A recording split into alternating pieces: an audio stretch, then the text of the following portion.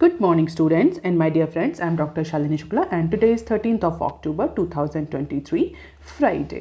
Lecture start करने से पहले अगर आपको बिजनेस स्टैंडर्ड और मिंट की पीडीएफ चाहिए तो आप इनकी रिस्पेक्टिव वेबसाइट्स पर लॉगिन कर सकते हैं। इसके अलावा आप मुझे अदर सोशल मीडिया प्लेटफॉर्म्स पर भी ज्वाइन कर सकते हैं। रिकमेंडेड प्ले स्पीड है इस वीडियो की 1.25x। Thought of the day is your time is limited so don't waste it living someone else life. आज के मिंट पेपर की अप्रॉक्सीमेटली 7 इंपॉर्टेंट न्यूज़ हेडलाइंस हैं, बिजनेस स्टैंडर्ड की 14 इंपॉर्टेंट न्यूज़ हेडलाइंस हैं और आज के डिस्कशन में हम 10 न्यूज़ आर्टिकल्स कवर करेंगे। तो स्टार्ट करते हैं आज का पहला आर्टिकल जो कि मिंट के पेज नंबर 1 पर दिया हुआ है। Retail inflation cools factory output source. Indian economy has received a dual boost. Dual boost means recently September month के इकोनॉमिक इंडिकेटर्स के कई सारे के डेटा पब्लिश हुए और उसके अकॉर्डिंग इंडियन इकोनॉमी को डुअल बूस्ट मिला है। डुअल बूस्ट 2 पैरामीटर्स पर, एक तो रिटेल इन्फ्लेशन, दूसरा फैक्ट्री आउटपुट।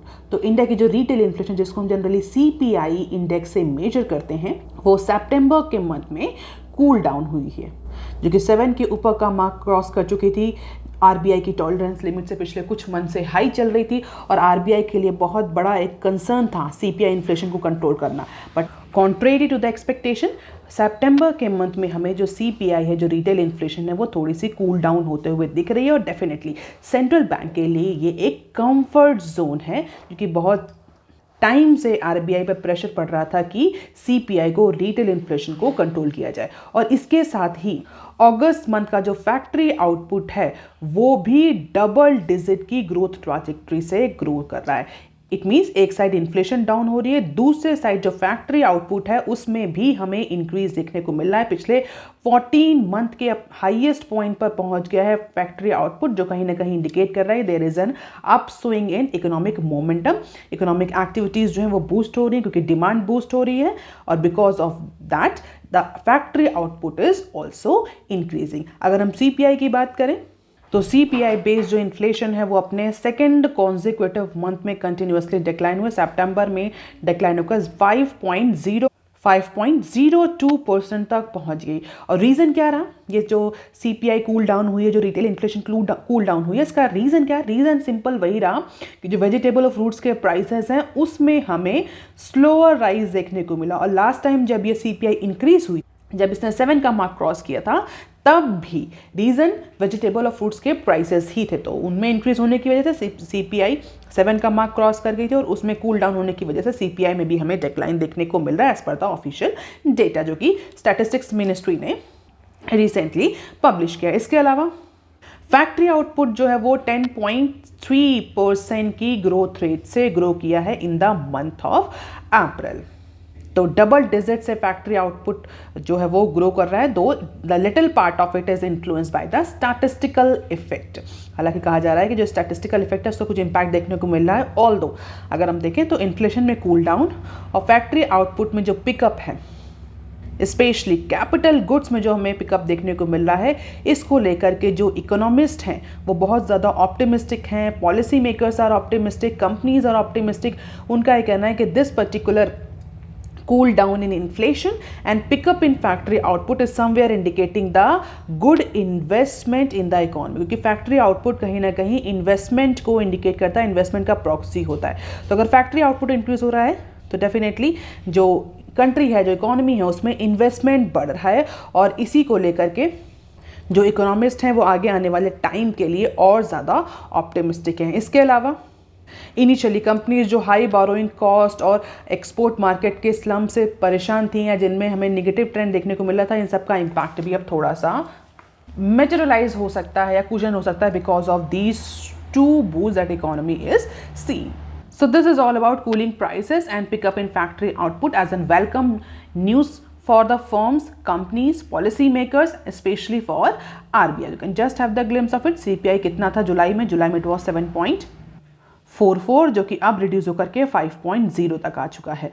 और यही ट्रेंड हमें फैक्ट्री आउटपुट में भी देखने को मिला। फैक्ट्री आउटपुट सिग्निफिकेंटली इंक्रीज हुआ है, जो कहीं ना कहीं इन्वेस्टमेंट और इकोनॉमिक मोमेंटम को इंडिकेट कर रहा है। देख लेते हैं article number 2 that is given on page number 1 of Mint paper. Infosys HCL cut financial year 24 growth forecast. अभी रिसेंटली हमने TCS के Q2 परफॉर्मेंस के रिजल्ट डिस्कस किए हैं।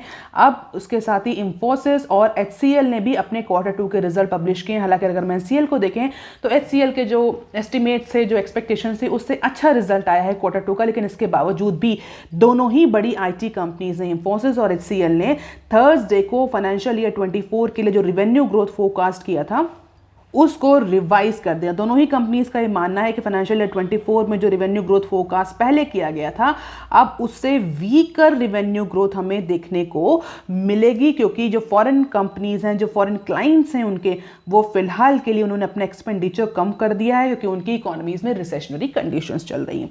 तो इसी को देखते हुए इंफोसिस और HCL ने जो अपने प्रोजेक्शंस थे उनको रिवाइज किया, और रिवाइज करके मिनिमल किया है, बोल सकते हैं डिक्लाइन किया है। उसमें जो पहले प्रोजेक्शन था, हायर प्रोजेक्शन, उसको रिड्यूस करके कम कर दिया है। रीजन बिहाइंड, फॉरेन कंट्रीज में और जो डेवलप्ड कंट्रीज हैं जिस तरह से रिसेशनरी सिचुएशन चल रही है, तो डेफिनेटली जो उनके फॉरेन क्लाइंट्स हैं उनसे जो नए बिजनेस ऑर्डर आ रहे हैं वो इंपैक्ट करेंगे।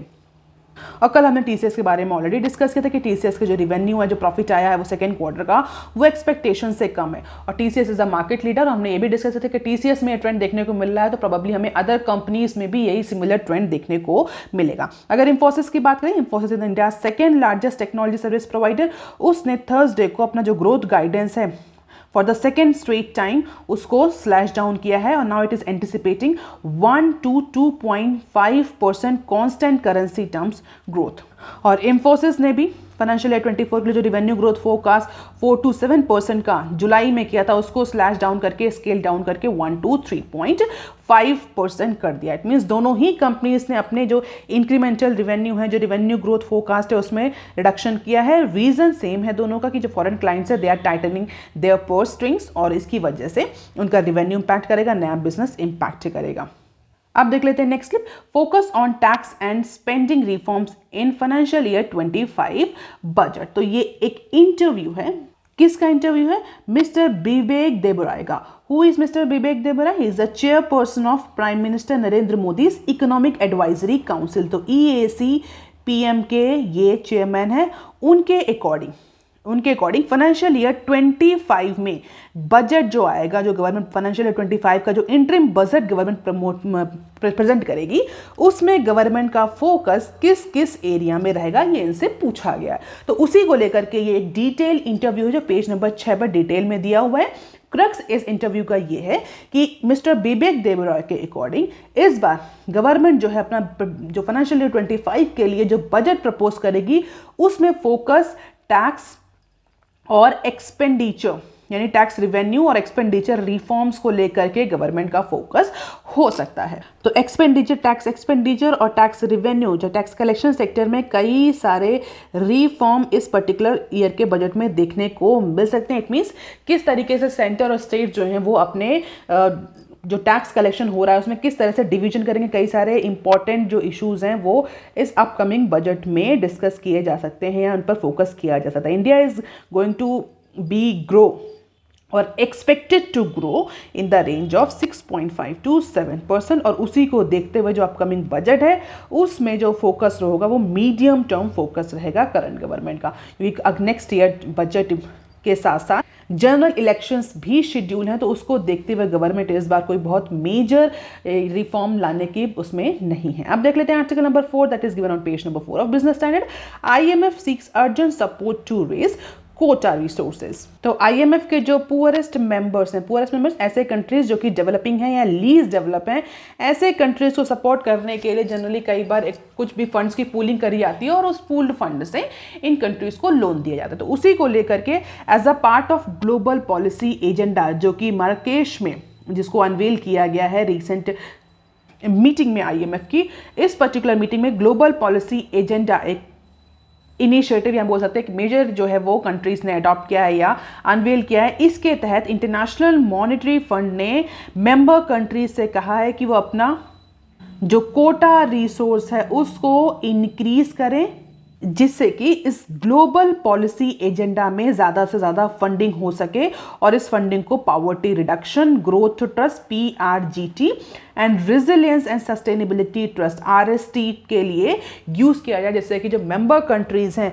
उनको बेनिफिट पहुंचाया जा सकता है। मेंबर कंट्रीज़ के लिए जो poverty reduction, growth trust PRGT और RST जो स्टैब्लिश किए गए हैं अंडर ग्लोबल पॉलिसी एजेंडा, उसमें ज़्यादा से ज़्यादा फंडिंग हो। तो कैसे फंडिंग होगी? तो जब तक मेंबर कंट्री अपना जो कोटा रिसोर्स है उसको इंक्रीज करेंगे। इट मीन्स जो कंट्री का कोटा है जो वो सबमिट करते हैं IMF में एज अ शेयर, तो उस शेयर को जब इंक्रीज करेंगे तो उस शेयर का कुछ पोर्शन इस ग्लोबल पॉलिसी एजेंडा, या बोल सकते हैं PRGT और RST में जाएगा, जिससे जो पुअरेस्ट मेंबर कंट्रीज हैं या जो पुअर मेंबर कंट्रीज हैं उनके पास ज़्यादा फंड अवेलेबिलिटी होगी। PRGT and RST are the concessional lending facility of IMF। ये कंसेशनल लेंडिंग फैसिलिटी है, हम बोल सकते हैं पूल्ड फंड है। इससे जो मेंबर कंट्रीज, स्पेशली जो लीस्ट डेवलप कंट्रीज हैं, जो लेस डेवलप कंट्रीज हैं, उनको फाइनेंस किया जाता है, उनको फाइनेंसिंग फैसिलिटी प्रोवाइड करी जाती है कम से कम इंटरेस्ट रेट पे, जिससे कि वो अपने टेक्नोलॉजी डेवलपमेंट कर सकें, जिससे कि वो पॉवर्टी रिडक्शन जैसे जो इंपॉर्टेंट इशूज़ हैं, हंगर रिडक्शन जैसे जो इंपॉर्टेंट इशूज़ हैं, ग्रोथ को फोकस कर सकें। जनरली होता क्या है, जो पूरेस्ट कंट्रीज हैं, जो लीस्ट डेवलप कंट्रीज, उनके पास फंड की इतनी अवेलेबिलिटी नहीं होती, उनको लोन भी इतनी ईजिली नहीं मिलता क्योंकि उनकी जो क्रेडिट वर्दीनेस है वो बहुत अच्छी नहीं होती। तो IMF ने इस तरह के कंसेशनल लेंडिंग फैसिलिटीज एस्टैब्लिश करी हैं under global policy agenda for these poorest member. ऐसे IMF के मेंबर जिनके पास जो लीस्ट डेवलप्ड हैं या जो कम डेवलप हैं, जिनके पास फंडिंग फैसिलिटीज नहीं है, वो इन दो ऑप्शन से फंड ले सकते हैं on a cheaper interest rate. लेकिन इन दोनों का ही पर्पस डिफाइंड है कि अगर आप इन फैसिलिटीज से फंडिंग कर रहे हैं तो आप उस फंड को कहां कहां यूज करेंगे। जैसे कि हम बात करें PRGT is available to low income countries that are eligible for IMF concessional financing specially for poverty reduction.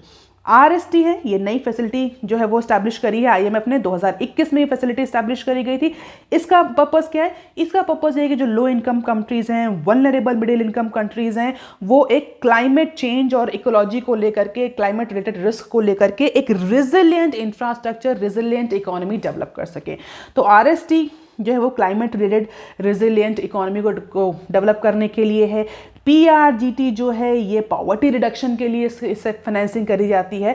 तो इन सारी जो फैसिलिटीज़ हैं इसमें फंड अवेलेबिलिटी को इंक्रीज करने के लिए IMF ने बोला है कि जो मेंबर कंट्रीज हैं वो अपना कोटा जो कोटा सबमिट करते हैं उस कोटा में इंक्रीज करें, जिससे कि इन फैसिलिटीज़ के थ्रू पुअरेस्ट मेंबर कंट्रीज़ को ज़्यादा से ज़्यादा लेंडिंग करी जा सके। तो it is like a helping hand for the low income countries.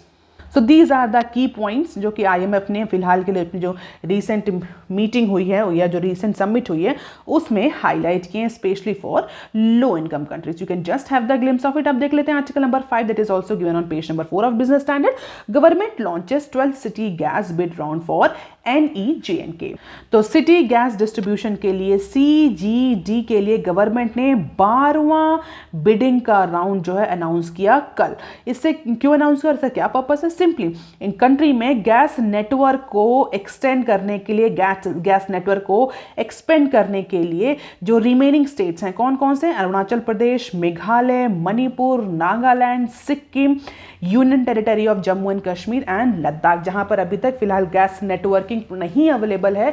तो इन स्टेट्स में गैस नेटवर्किंग को या सिटी गैस डिस्ट्रीब्यूशन को एक्सपेंड करने के लिए गवर्नमेंट ने 12वां राउंड बिडिंग का अनाउंस किया है। तो petroleum and natural gas regulatory board, जिसको हम PNGRB भी बोलते हैं, वो कई सारे फॉर्म में इलेक्ट्रॉनिक बिड्स को इनवाइट करेगा, जिसको जनवरी 2024 तक सबमिट किया जा सके। तो इट मीन्स कंपनीज जो कि गैस नेटवर्क अपना फैलाना चाहते हैं, जो कि इस पर्टिकुलर टेंडर में पार्टिसिपेट करना चाहती हैं, वो जनवरी 2024 तक अपने बिड सबमिट कर सकती हैं और मार्च तक ये बिड जो है petroleum and natural gas regulatory board finalize कर देगा। और ऐसा कहा जा रहा है कि इस पर्टिकुलर राउंड के बाद, ये 12वां राउंड है ऑक्शन का या 12वां राउंड है बिडिंग का, इस पर्टिकुलर बिडिंग के सक्सेसफुल इंप्लीमेंट होने के बाद, एग्जीक्यूट होने के बाद, अवार्ड होने के बाद, अगर सिटी गैस डिस्ट्रीब्यूशन नेटवर्क को देखें तो सिटी गैस डिस्ट्रीब्यूशन नेटवर्क और लाइसेंस जो है अप्रॉक्सीमेटली और इंटायर कंट्री में वो एक्सपेंड हो जाएगा, एक्सेप्ट मिजोरम। मिजोरम में अभी फिलहाल के लिए इस पर्टिकुलर एक्सटेंशन को या बिडिंग को नहीं इंक्लूड किया गया है। तो मिजोरम के अलावा जितने भी अदर स्टेट्स हैं वहाँ पर CGD लाइसेंस जो है प्रोवाइड किया जा सकेगा। और जो कंपनीज है जो उसमें पार्टिसिपेट करेंगे, जिनको अवार्ड होगा ये लाइसेंस, वो उस पर्टिकुलर स्टेट में अपना गैस नेटवर्क है मींस गैस डिस्ट्रीब्यूशन नेटवर्क जो है वो एक्सपेंड कर सकेंगे, जिससे कि जो डिपेंडेंसी है सिलेंडर को लेकर के वो रिड्यूस होगी और पाइपलाइन से गैस सप्लाई इंक्रीज होगी। So this is due to the model code of conduct kicking in. अब लेट अस सी मिजोरम में कब होगा। फिलहाल के लिए मिजोरम में मॉडल कोड ऑफ कंडक्ट की वजह से फिलहाल के लिए ये इस बिडिंग राउंड में मिजोरम को इंक्लूड नहीं किया गया है। सो this is marching ahead. PNG connection कितने हो चुके हैं, नंबर ऑफ CGD नेटवर्क्स कितने हैं और कितने एक्चुअली एलोकेट किए जा चुके हैं, number of CNG stations, and this is population cover by CGD। कितनी पॉपुलेशन कवर है अंडर CGD कवरेज और कितनी एरिया कवर है, कितनी population cover. You can just have the glimpse of it. 2014 से लेकर के 2023 तक का कंपैरिजन है। जो ब्लू डेटा है दिस इज फॉर 2014, यानी जब ये करंट गवर्नमेंट आई थी, नई रेजिम में आई थी। इसके बाद और जो ये ऑरेंज कलर का डेटा है ये 2023 का डेटा। तो हम देखते थे कितना इंक्रीज हमें देखने को मिल रहा है ये सिटी गैस डिस्ट्रीब्यूशन नेटवर्क में आफ्टर द BJP रिजीम। आप देख लेते हैं article number 6 that is given on page number 6 of Business standard. RBI starts e-rupee pilot in call money market. तो फाइनली रिटेल सेगमेंट में पायलट स्टडी के बाद जो RBI है, सेंट्रल बैंक है, वो CBDC की पायलट स्टडी अब होलसेल मार्केट में कर रहा है। अगर आप रेगुलर हैं इस न्यूज़ चैनल में तो आपको पता होगा जब CBDC लॉन्च हुआ था तब हमने डिस्कस किया था फेज वाइज मैनर में किस तरीके से RBI ने डिफरेंट सिटीज़ में डिफरेंट सेक्टर में स्पेशली रिटेल सेगमेंट में जो ये e-rupee है जिसको हम CBDC stands for central bank digital currency, जिस तरह से हमने ये CBDC के पेनिट्रेशन और पायलट स्टडी के बारे में डिस्कस किया था। अगर आप रेगुलर हो तो आपको पता होगा। अब रिटेल सेगमेंट में पायलट स्टडी के बाद reserve Bank of India CBDC को होलसेल सेगमेंट में भी स्टडी करने जा रही है। इट मींस कितनी फीजिबिलिटी है e-rupee की CBDC की होलसेल मार्केट में। तो रिजर्व बैंक ऑफ इंडिया ने ट्यूसडे को पायलट प्रोग्राम इनिशिएट किया है सेंट्रल बैंक डिजिटल करेंसी का होलसेल मार्केट में in inter bank call money market. Specially inter bank call money market जो है उसमें अब जो CBDC है, जो e-rupee है, जो डिजिटल करेंसी है, जो डिजिटल इंडियन रुपी है, उसका पेनिट्रेशन स्टडी किया जाएगा। कितना फीजिबल है, कितना पॉसिबल है, कितना फ्रीक्वेंटली इसको यूज़ किया जा सकता है as per the dealers from the participating banks. तो 9 बैंक्स हैं जो डीलर्स के, इंक्लूडिंग 4 पब्लिक सेक्टर बैंक्स और 5 private sector banks are participating into this e-rupee call money pilot study. तो ये सेकेंड यूज है होलसेल मार्केट में CBDC का। इससे पहले गवर्नमेंट ने होलसेल मार्केट में किस सेगमेंट में CBDC की स्टडी करी थी? इससे पहले सिक्योरिटी मार्केट में गवर्नमेंट ने नवंबर लास्ट ईयर सिक्योरिटी मार्केट में ये CBDC की पायलट स्टडी गवर्नमेंट ने लॉन्च करी थी और उससे जो रिजल्ट जो एक्सपीरियंस रहा वो अच्छा रहा। Now RBI government means RBI here is introducing this particular CBDC into interbank call money market. और प्लान क्या है? प्लान ये है कि जितना भी होलसेल सेगमेंट है वो सब कवर किया जाए। इट मीन्स छोटे छोटे स्मॉल सेगमेंट में e-rupee की जो पायलट स्टडी है उसकी फिजिबिलिटी की जो स्टडी है वो लगभग सभी मार्केट में करके देख ली जाए। इसके बाद फाइनल स्टडी जो है वो पूरे इंटायर होलसेल सेगमेंट में करी जाएगी। प्रोबेबली अच्छे एक्सपीरियंस या अच्छे रिजल्ट्स के बाद ही Reserve Bank of India CBDC को फुल फ्लैश मैनर में लॉन्च करे। So this is all about testing the water. 4 PSBs and 5 private sector banks are participating into this particular pilot study. Operational process for e-rupee remains same except for the settlement. And settlement through RBI's digital currency instead of RTGS used in trade for CCIL, and settlement will be done on T+0 mode। यानी जिस दिन deal हुई है उसी दिन उसका settlement करना पड़ेगा। T+0 का मतलब है कि सेम डे सेटलमेंट। अब इसके साथ RBI से रिलेटेड 2 और न्यूज़ हैं उसको भी हम डिस्कस कर लेते हैं। Banks urge RBI to setup liquidity window for financing of startup. तो बैंक्स जो हैं वो रिजर्व बैंक ऑफ इंडिया से रिक्वेस्ट कर रहे हैं कि स्टार्टअप्स को फाइनेंस करने के लिए, स्टार्टअप्स की फाइनेंसिंग के लिए कंट्री में एक सेपरेट डेडिकेटेड लिक्विडिटी विंडो जो है वो स्टैब्लिश करी जाए। While banks are adequately capitalized to support the growth, but generally startups को जो फाइनेंसिंग चाहिए होती है, स्टार्टअप्स को जो फंड चाहिए होता है वो कंसेशनल रेट्स पर चाहिए होता है। और अगर एक सेपरेट और डेडिकेटेड विंडो जो है या सेपरेट और डेडिकेटेड फैसिलिटी अगर स्टार्टअप्स के लिए इनिशिएट करी जाएगी तो बैंक्स को एक सेफ्टी नेट प्रोवाइड होगा for their net interest income in dealing with the high risk segment. क्यों? क्योंकि जनरली स्टार्टअप्स, अगर हम स्टार्टअप्स को देखें तो भले ही इनमें ग्रोथ पोटेंशियल ज़्यादा हो लेकिन ये बहुत रिस्की भी होते हैं, क्योंकि इंडिया में अगर हम फेलियर को देखें तो स्टार्टअप जितने ज़्यादा सक्सेसफुल होते हैं उससे कई ज़्यादा स्टार्टअप्स फेल होते हैं हर साल। तो स्टार्टअप्स में इन्वेस्ट करना, स्टार्टअप्स को फंडिंग करना एक रिस्की वेंचर होता है। और फिलहाल के लिए बैंक्स जो है उनका कहना है कि अगर एक सेपरेट विंडो रहेगी, एक सेपरेट फैसिलिटी रहेगी स्टार्टअप्स की फाइनेंसिंग के लिए, जहां पर हम कंसेशनल रेट पे स्टार्टअप्स को फाइनेंस भी करेंगे लेकिन उससे हमें एक सेफर नेट प्रोवाइड होगा। और इसीलिए बैंक्स जो हैं वो डिमांड कर रहे हैं रिजर्व बैंक ऑफ इंडिया से कि एक separate facility, separate dedicated liquidity window जो है वो स्टार्टअप्स के लिए लॉन्च करी जाए। तो streamlining the loan applications and approval process, इससे ईजी हो जाएगी, वन विंडो सेटलमेंट होगा, बहुत ज़्यादा डॉक्यूमेंटेशन कंप्लाइंसेस के इश्यूज नहीं आएंगे, ईजी मैनर में स्टार्टअप्स को फाइनेंसिंग हो जाएगी। Risk mitigation through credit guarantee, ये भी बैंक्स को इसमें रिस्क मिटिगेट करने में, रिस्क मैनेज करने में भी बैंक्स को हेल्प मिलेगी। Alternative forms of collateral such as intellectual property right, equity stakes, ये भी उस पर्टिकुलर सेपरेट विंडो में यूज़ किए जा सकेंगे कोलैटरल के फॉर्म में। तो ईजी होगा स्टार्टअप्स को फंड करना अगर आरबीआई किसी भी तरह की एक separate window specially for startup financing create करता है, और इसीलिए बैंक्स जो है वो रिक्वेस्ट कर रहे हैं। अब देख लेते हैं नेक्स्ट क्लिप। आरबीआई में finish vetting bids for IDBI by October end. The Reserve Bank of India is expected to accelerate a की process of vetting IDBI bank potential buyer and complete it by October. अगर हम IDBI की बात करें तो IDBI का जो disinvestment है, जो आईडीबीआई की स्टेक सेल है, वो पिछले कई सालों से पेंडिंग है। फिलहाल ऐसा कहा जा रहा है कि इस बार इस ईयर में अक्टूबर तक आरबीआई जो है वो पोटेंशियल बायर्स और जो आईडीबीआई की जो बिड है आरबीआई उसको प्रॉपर्ली कंप्लीट कर लेगी, in helping to speed up the sale of majority stake in the lender. तो सेंट्रल गवर्नमेंट का 45.48 यानी 45%, यानी बोल सकते हैं अप्रॉक्सीमेटली 40% का स्टेक है, और इसी स्टेक को आईडीबीआई में सेंट्रल गवर्नमेंट जो है वो सेल करना चाह रही है। इसके अलावा स्टेट ओन जो लाइफ इंश्योरेंस कॉर्पोरेशन है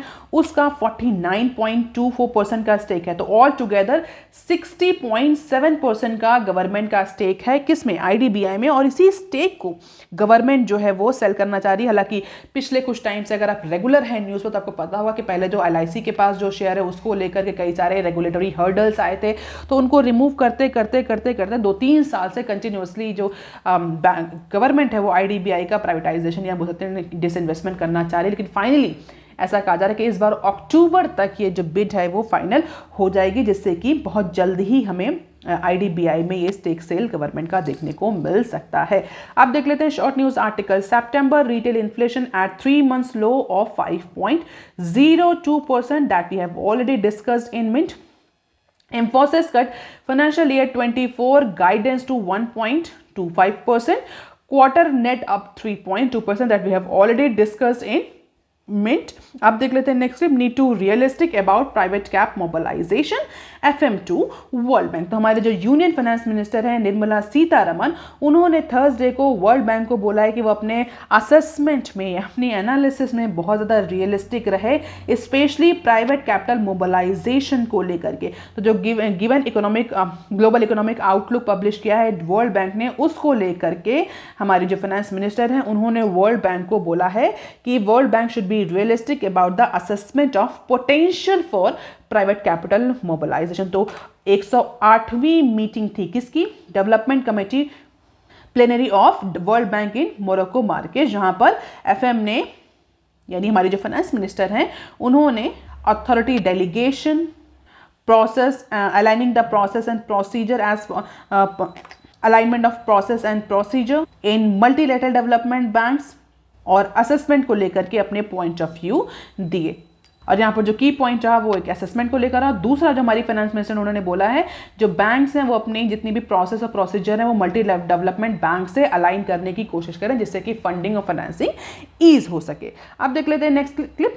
Nations must ensure free e market CCI chief. तो fair trade authority have critical role to play in digital sector. जिस तरीके से e commerce, digital technology, IT penetrate कर रही है स्पेशली इंडिया में हर सेगमेंट में, उसको देखते हुए अगर उस कंटेक्स्ट में हम देखें तो सीसीआई का जो रोल है वो बहुत ज़्यादा कॉम्प्लेक्स हो जाता है, प्रोएक्टिव हो जाता है।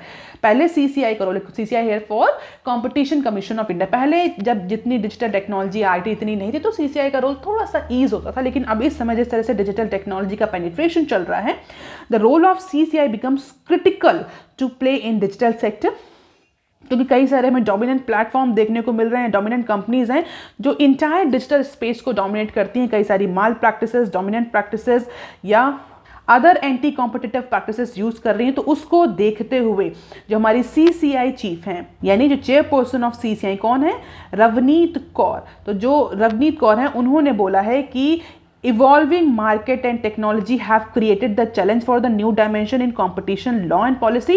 हालांकि इन सब के बावजूद भी, इन सारे चैलेंजेस के बावजूद भी कंट्री को चाहिए या इकोनॉमी या अथॉरिटीज़ को चाहिए, या हम बोल सकते हैं जो फेयर ट्रेड अथॉरिटीज़ हैं उनको फ्री ई मार्केट पर ही फोकस करना पड़ेगा। हम जो ई मार्केट है, जो ई कॉमर्स है, जो डिजिटल मार्केट है, डिजिटल स्पेस के, उसको बहुत ज़्यादा रेगुलेट नहीं कर सकते हैं।